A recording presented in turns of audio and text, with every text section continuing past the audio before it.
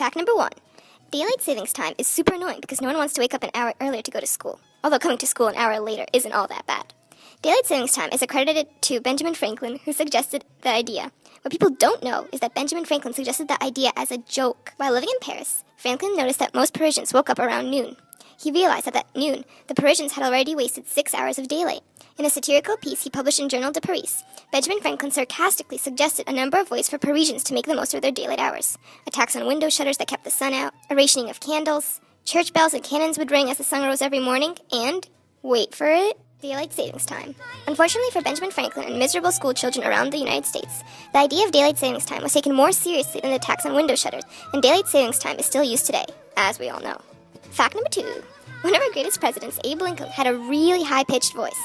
7 years ago. Good thing there was no radio or television back then. Fact number 3. The current 50-star flag was designed by a school student, Robert G. Heft, for a school project.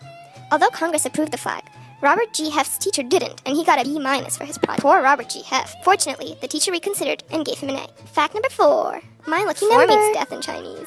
Anyway, after the Civil War, the U.S. government repealed the income tax and many other income taxes. Why did they suddenly repeal it, you may ask? Or you may not ask. I don't really care one way or the other. I'm going to answer the question either way. After the Civil War, there was no need for income tax because the government got all the money it needed from taxes on tobacco and alcohol. Just think, taxes on tobacco and alcohol were bigger moneymakers than an income tax. Crazy. Fact number 5. Although July 4th is Independence Day, only 2 people were able to sign the Declaration of Independence on July 4th, John Hancock and Charles Thomson. In fact, Congress voted for independence on July 2nd, not July 4th, and John Adams wrote that July 2nd would be celebrated with fireworks. Unfortunately, the Declaration of Independence would be dated as July 4th and remembered as the Day of Independence. Fact number 6. The Prohibition was a ban on the sale and production of alcohol in the U.S. between 1920 and 1933. As it always happens, many people were able to get around the ban on alcohol. Angry that the Prohibition had not stopped the consumption of alcohol, the U.S. government decided to punish those who continued to drink alcohol illegally.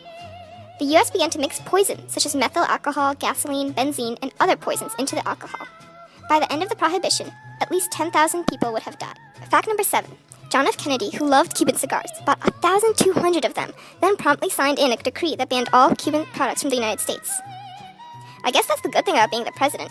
You know something is going to become illegal before everyone else does. Lucky JFK. I mean, he could have told everybody else at least, though. Fact number 8. During World War II, the Oscar award given out by the American Academy of Motion Pictures, Arts, and Sciences was made of wood, because most common metals were scarce. Fact number 9. The U.S. Constitution is the oldest and shortest constitution in the world.